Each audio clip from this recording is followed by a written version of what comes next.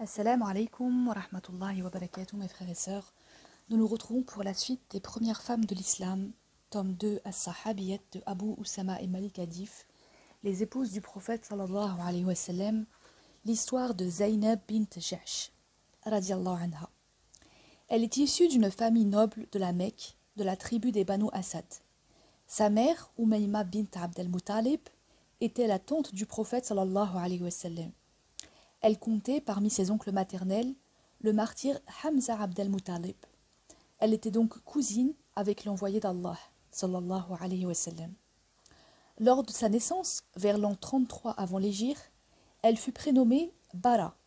Ce n'est que plus tard qu'on lui changera son nom, ce qui était courant à l'époque, et qu'elle sera alors appelée Zaynab. On nous rapporte qu'elle était assez fière et qu'elle prenait soin de sa beauté. Certains ont même dit qu'elle était un peu hautaine, mais sans doute s'agissait-il d'une distinction naturelle due à la noblesse de sa naissance. En effet, on nous rapporte qu'elle était généreuse, compatissante, qu'elle refusait le matérialisme exagéré de ses concitoyens et leur obscurantisme. C'est tout naturellement qu'elle embrassa l'islam lorsque le message commença d'être répandu par le prophète sallallahu alayhi wa sallam, et elle rejoignit aussi, ainsi, le cortège des premiers croyants. Sa vie en fut transformée, et elle devint un exemple par sa piété, ses scrupules et ses dévotions. Lorsque les persécutions des gens de la Mecque contre les musulmans devinrent insupportables, sa famille fut parmi les premières à émigrer vers Médine, abandonnant tous ses biens derrière elle. C'est le prophète sallallahu alayhi wa sallam qui présida au mariage de Zaynab avec Zayd ibn Haritha. L'envoyé d'Allah sallallahu alayhi wa sallam avait acheté Zayd comme esclave alors qu'il était encore très jeune. Avant l'avènement de l'islam, lorsque son père vint pour le racheter, Zayd préféra demeurer aux côtés du prophète sallallahu alayhi wa sallam, ce qui émut beaucoup ce dernier. Il le libéra et l'adopta. Pendant longtemps, on appelait Zayd le fils de Mohammed, jusqu'à ce qu'un verset vint réglementer l'adoption.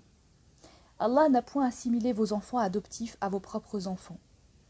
Appelez les enfants adoptifs par le nom de leur vrai père, cela est plus juste auprès d'Allah. Si vous ne connaissez pas leur père, considérez-les comme vos frères en religion ou comme vos alliés. Sourate 33, versets 4 et 5. Après la révélation de ces versets, Zayd devint le protégé de Mohammed, sallallahu alayhi wa sallam.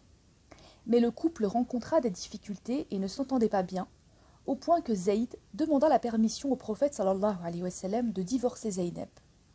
Le prophète sallallahu alayhi wa sallam l'encouragea, cependant à persévérer et à faire preuve de patience. Garde ton épouse et crains Allah. Finalement, le couple se sépara. On nous rapporte que, quelque temps plus tard, l'ange Gabriel alayhi salam vint informer le prophète sallallahu alayhi wa sallam qu'il devait épouser Zaynab, radiallahu anha. Or, jusqu'à ce moment, il existait un interdit concernant le mariage avec une veuve ou une divorcée d'un fils adoptif. Évidemment, cela visait essentiellement à abolir cette interdiction. Mais dans un premier temps, le prophète sallallahu alayhi wa sallam sembla un peu hésiter pour ne pas heurter ses concitoyens. Allah vint le lui confirmer et le prophète sallallahu alayhi wa sallam s'exécuta dès qu'il reçut la révélation de ces deux versets. Souviens-toi de celui que Allah et toi-même avez comblé de bienfaits et auquel tu disais « Garde pour toi ton épouse et crains Allah » tout en dissimulant au fond de toi-même ce que Allah allait rendre public. Tu redoutais l'opinion publique alors que c'est Allah que tu devais craindre.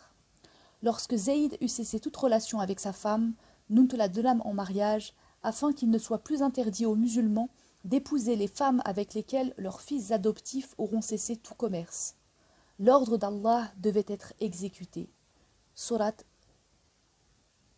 33, verset 37.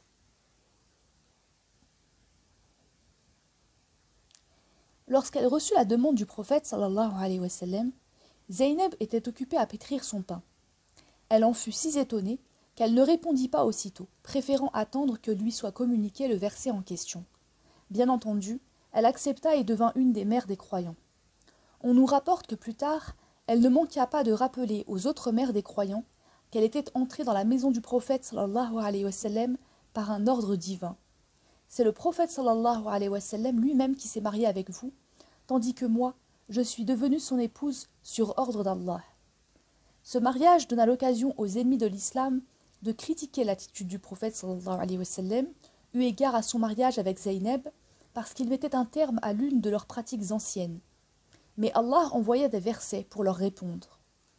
Nul grief n'est à faire au prophète sallallahu alayhi wa sallam pour ce que Allah lui a accordé, conformément aux lois établies par Allah pour les prophètes qui l'ont précédé, les décrets d'Allah étant inéluctables pour ceux qui transmettaient les messages d'Allah, le craignaient sans redouter nul autre que lui, car Allah suffit pour établir le compte exact des hommes.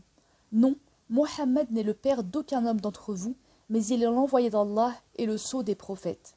Sourate 33, versets 38 à 40. Le mariage eut lieu et le prophète sallallahu alayhi wa sallam fit servir un repas qui consista en un mouton. Anas ibn Malik radiallahu anhu a rapporté les faits. Le prophète sallallahu alayhi wa sallam fit un repas de noces à base de pain et de viande. Il m'envoya inviter les gens à dîner, ce que je fis. Il en vint des groupes et des groupes. À chaque fois, un groupe entrait, mangeait, puis il sortait, et un autre groupe le remplaçait. Et cela jusqu'à ce qu'il n'y eût plus personne à inviter.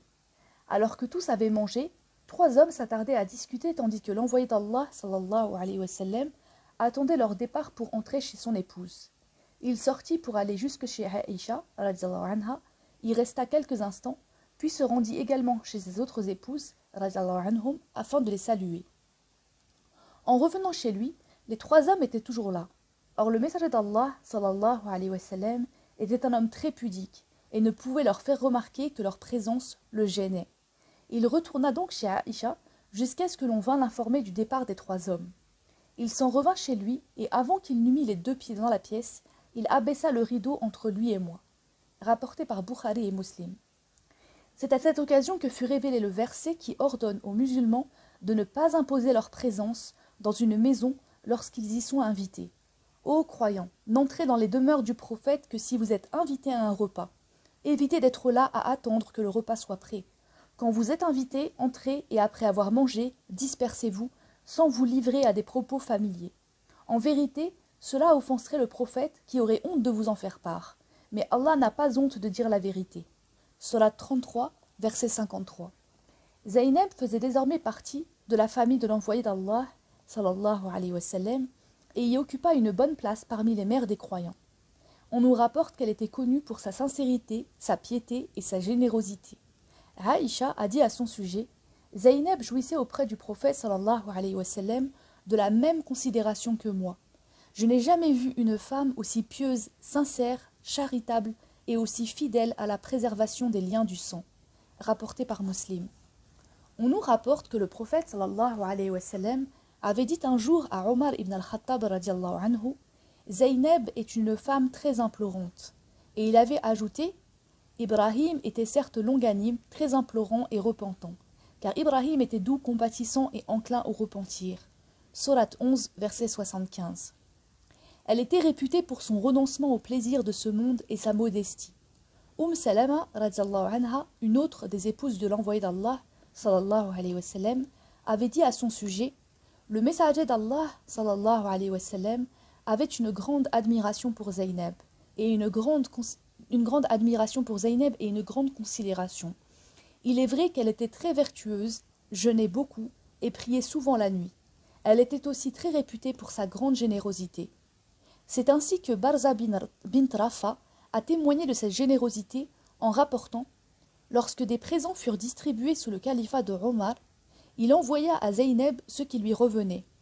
Elle dit alors que Allah pardonne à Omar, mes autres sœurs méritent cela mieux que moi. On lui répondit, cela est à part. Gloire à Allah, dit-elle. Elle demanda alors qu'on recouvre le tout avec un tissu et m'ordonna, introduis ta main, prends-en une poignée et donne-la au fils de tel et au fils de tel. Il s'agissait de membres de sa famille et d'orphelins. Après quoi, il n'en resta qu'une partie. Que Allah te pardonne, ô mère des croyants. Par Allah, nous avons un droit sur ces présents. Et elle répondit, vous avez ce qui reste sous ce tissu. Nous avons soulevé et nous avons trouvé qu'il restait 85 dirhams. Elle leva ensuite les bras au ciel et implora, ô mon Dieu, que les présents de Omar ne me parviennent plus après cette année. Elle mourut quelque temps après. Selon une autre version, elle aurait dit, ô mon Dieu, fasse que cet argent ne me parvienne plus, car c'est une tentation. Et elle aurait tout distribué jusqu'à ce qu'il n'en restât rien. Lorsque Omar l'apprit, il dit, Cette femme est une femme de bien. Il lui envoya son salut et y joignit une somme de 1000 dirhams en lui faisant savoir « On m'a rapporté que tu as tout distribué. Voici 1000 dirhams pour tes besoins. » Mais cette somme subit le même sort. Ibn Sa'd a écrit dans ses tabaqat « Zaynab bint Jahsh n'a laissé ni dinar ni dirham. Elle donnait en aumône tout ce qu'elle pouvait. Sa demeure était un abri pour les pauvres. On nous a rapporté qu'elle tannait des peaux et qu'elle cousait et vendait ensuite les objets qu'elle avait fabriqués avec le cuir ainsi obtenu afin de distribuer l'argent aux pauvres. Le prophète sallallahu alayhi wa sallam avait d'ailleurs dit un jour aux épouses « Celle d'entre vous qui a la main la plus longue sera celle qui me rejoindra la première. » Aïcha a rapporté qu'elles mesurèrent alors chacune la longueur de leurs mains et il se trouva que Zaynab avait la main la plus longue. De fait, elle fut celle des épouses qui la première mourut après sa disparition. C'était en l'an 20 de l'Hégire et c'est le calife Omar qui fit la prière lors de son enterrement au cimetière d'Al-Baqi à Médine où reposent presque toutes les mères des croyants. Que Allah soit satisfait de Zaynab, mère des croyants. Dans le prochain chapitre, Inch'Allah, nous verrons l'histoire de Juwayriya, radiallahu anha. Wassalamu alaikum wa rahmatullahi wa barakatuh.